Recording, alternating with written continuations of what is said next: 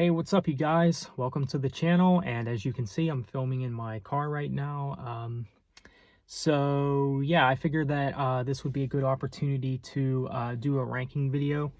Now, I've been actually wanting to do a ranking video for this band for quite some time now, so I figured, now would be the good time to do it. So for this video, I'm going to be talking about Linkin Park, and I'm going to be ranking their discography.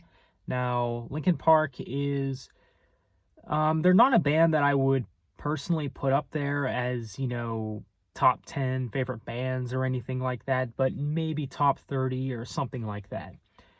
But yeah, they're not like a band that really means a whole lot to me, but I understand that this band does mean a lot to some people. And maybe that has, maybe a part of that has to do with me, not being a fan since my childhood or whatever, because, well, for those who don't know, I really wasn't into much music whenever I was, really young, of course. Like, I didn't start getting into my first bands um, until I was 15-ish, something like that. But yeah, Linkin Park is a band that I did eventually get into, though. I think they are a really good band, for the most part, at least. So this is a band that has 7 studio albums. We'll not be including any EPs or remixed albums or live albums or really anything of that nature, but we're just going to stick to the studio albums, the 7 studio albums from Linkin Park. We'll rank them from worst to best, so let's go ahead and get right on with it. So first up, we got One More Light, their most recent album, the album that came out a few years ago. Of course, the last Linkin Park album and the last album with Chester, may he rest in peace, of course.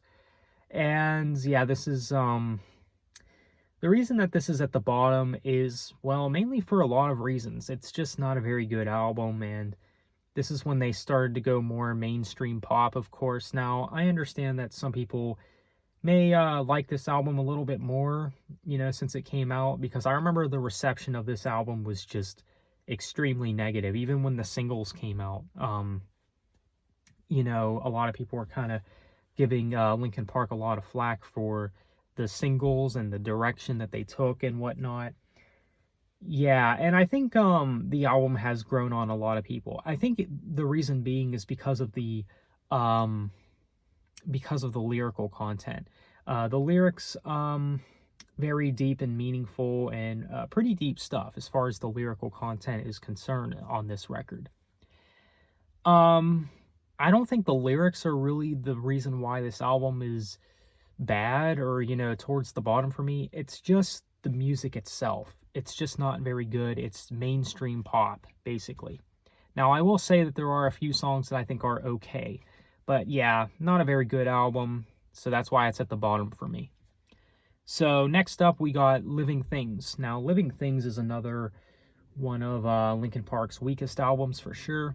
Now, this album does have some good stuff on it, for sure.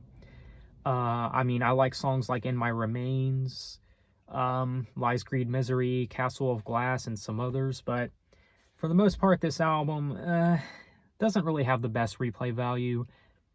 The main problem with this album is it feels overproduced or something. I don't know, it's too electronic-y or something. I don't know what it is about it, but it's just, I don't know, it's something about this album just isn't that tolerable for me. But yeah, Living Things, not an atrocious album or anything, but just, yeah, it's got to be closer to the bottom for me. Alright, so next up we got A Thousand Suns. Now, some people actually might have A Thousand Suns, actually I think most people would have A Thousand Suns below Living Things. But I don't know. I don't think, for me personally, I think I do like A Thousand Suns more than Living Things. And I think maybe a part of that just has to do with this album having the first Linkin Park song I ever heard, which was Waiting for the End. And that is one of the better tracks on this album. Now, that's not to say that A Thousand Suns is necessarily a great album or anything. This album is still got its problems, I'd say. Now, this is a concept album, and, there's things I like about it, but there's also things that I don't like about it.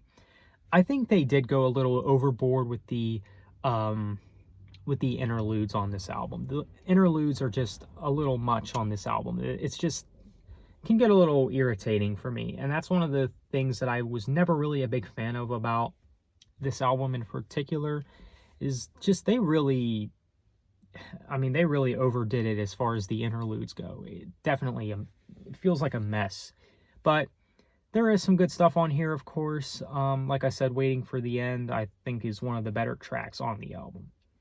But yeah, still not a very solid release. Definitely one of their weakest, I'd say. Definitely in the top 3 weakest. Okay, so next up we got The Hunting Party. Now, I think a lot of people would actually have The Hunting Party a lot higher than me. I understand that my opinions when it comes to Linkin Park sometimes aren't very popular, but yeah, The Hunting Party, it's a pretty good album. I don't mind this album.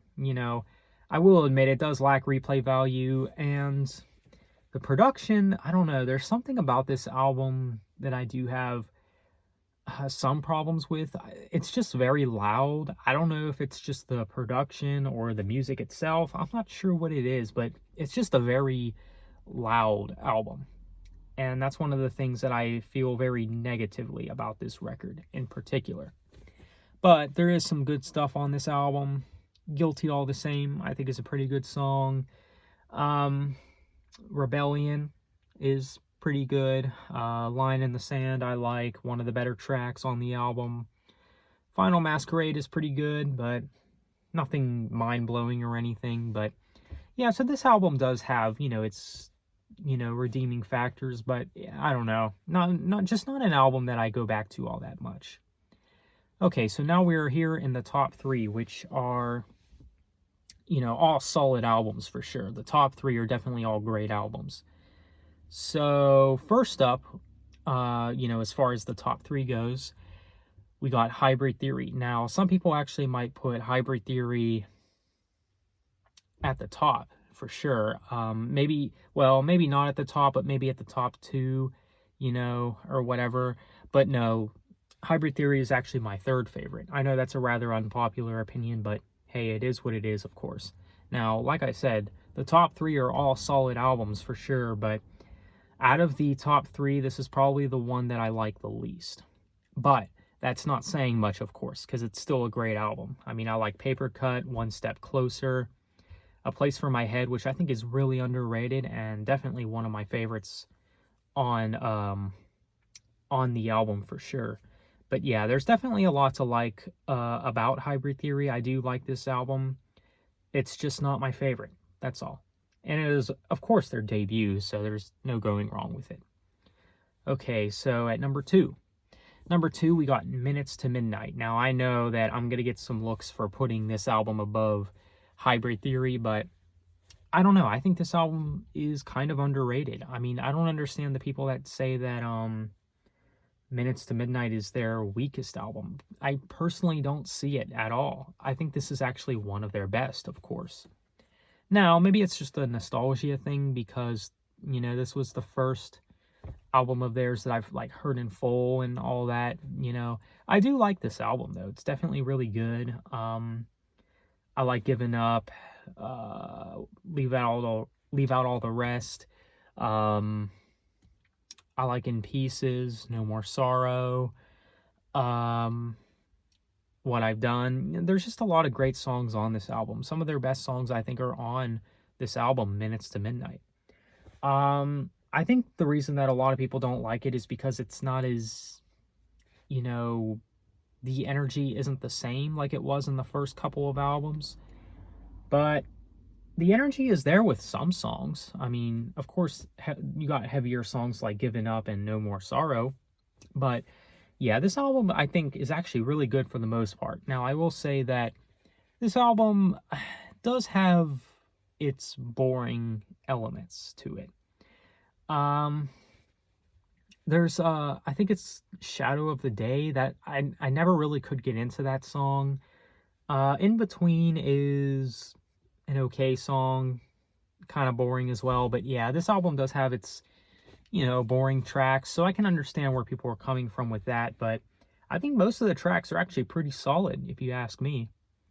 But yeah, Minutes to Midnight, I really like this album. It's a good album, and it's number 2 for me. Now, number 1, you guys probably know at this point what number 1 is, and that is Meteora. Now, maybe some people might think I'm not making much sense putting, Minutes to Midnight above Hybrid Theory when, Meteora is my favorite Linkin Park album. And the reason I say this is because Meteora isn't really much different compared to Hybrid Theory. But I don't know. I feel like with Meteora, they took the things that worked with Hybrid Theory and just improved upon that. And there's no other way around it. Meteora is easily Linkin Park's best album. I know there's a lot of people that do agree on this for sure. This is, of course, their second album, and yeah, it's just a really solid album for sure. Many great songs on here, such as Don't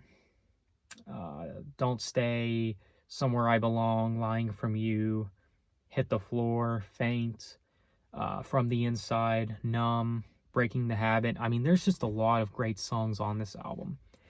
And this also has this album has the Linkin Park songs that I go back to the most from this band. But yeah, it's got to be number 1 for me, and I know that there's a lot of people that would agree on that as well. I know that the band Red has also taken a lot of inspiration and a lot of influence from this album, and you can definitely hear that with a lot of the songs on this album. So yeah, Meteora, a very influential album in that regard. This influenced, bands like Red and, probably a lot of other bands in the modern rock scene. But yeah, Meteora is a great album, and there's just a lot to like about this album, and one of the best nu metal albums of all time, if you ask me. It's just such a great album. Well, there you have it, guys. That is my ranking for the Linkin Park discography. Let me know what you guys think. And how would you rank this band's discography? I'm curious about that, so let me know in the comments. And what do you think of my ranking? So with that being said, thanks for watching. Have a nice day, and take care.